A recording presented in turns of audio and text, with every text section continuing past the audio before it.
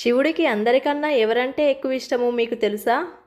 ఇదే సందేహం వచ్చిన శివుడి వాహనమైన నంది ఒకరోజు శివుడి దగ్గరికి వెళ్ళి, స్వామి, నేను మిమ్మల్ని ఒక ప్రశ్న అడుగుతాను, దానికి మీరు సమాధానం చెప్పవలసిందే అని అంటాడు. దానికి శివుడు సరే అని చెప్పగా వెంటనే నంది ఈ విధంగా అడుగుతాడు, మహాదేవా, ఈ సృష్టిలో మీకు ఎవరంటే ఎక్కువ ఇష్టమో చెప్పమని వినయంగా అడుగుతాడు. మరి దానికి శివుడు చెప్పిన సమాధానం ఏంటో ఈ వీడియోలో తెలుసుకుందాం. ఫ్రెండ్స్, కథలోకి వెళ్ళే ముందు ఒక చిన్న రిక్వెస్ట్. ఈ ఛానల్ని ఫస్ట్ టైం చూస్తున్న వారైతే మన ఛానల్ని సబ్స్క్రైబ్ చేసుకోండి. కథ పూర్తిగా విన్న తర్వాత నచ్చితే ఒక లైక్ చేయండి చాలు. మీరు చేసే ఒక్క లైక్ మరియు చిన్న కమెంట్ మాకు నెక్స్ట్ వీడియో చేయడానికి ఎంకరేజింగ్గా ఉంటుంది. ఇక కథలోకి వెళితే, నంది అడిగిన ప్రశ్నకు శివుడు చిన్నగా నవ్వి, నంది, వేల సంవత్సరాల నుండి నాతోనే ఉంటూ నాకు పలు రకాల సేవలు పరిచర్యలు చేస్తూ ఉంటున్నావు కదా, మరి నాకు ఎవరంటే ఎక్కువ ఇష్టమో నీకు తెలియదా? నువ్వే చెప్పు అని అన్నాడు. దానికి నంది బాగా ఆలోచించి, మహాదేవా, మీలో సగభాగాన్ని ఇచ్చేశారు కాబట్టి మీకు పార్వతీదేవి అంటేనే చాలా ఇష్టమని నంది చెప్పాడు. దానికి శివుడు కాదు అని అన్నాడు.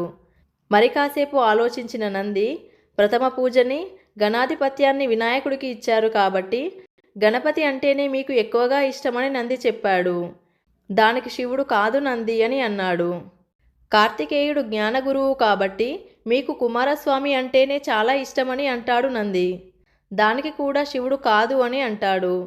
ఇంకాసేపు ఆలోచించిన తర్వాత, ఈ సృష్టిలో ఉండే సకల జీవుల పాపాలను కడిగే పవిత్రమైన గంగను నిత్యం మీ తలపై మోస్తున్నారు కాబట్టి మీకు ఆ గంగాదేవి అంటేనే చాలా ఇష్టమని నంది చెప్పాడు.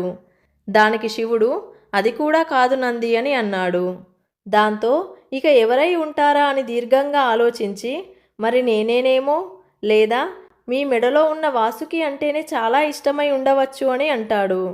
దానికి కూడా శివుడు కాదు నంది అని అంటాడు. మరి ఇంకెవరు స్వామి, నాకు తెలియట్లేదు, మీకు ఎవరంటే ఎక్కువ ఇష్టమో మీరే చెప్పండని నంది అడగడంతో శివుడు ఈ విధంగా సమాధానమిచ్చాడు. ఎవరైతే వారి కష్టాల్లోనే కాకుండా వారి సుఖాల్లోనూ నన్ను తలుచుకుంటూ తమ భారాన్నంతా నాపై ఉంచి నువ్వే దిక్కు అంటూ ఎవరైతే నన్ను నమ్ముకుంటారో అలాంటి భక్తుడంటే నాకు చాలా ఇష్టమని చెప్పి శివుడు నంది సందేహాన్ని తీర్చాడు.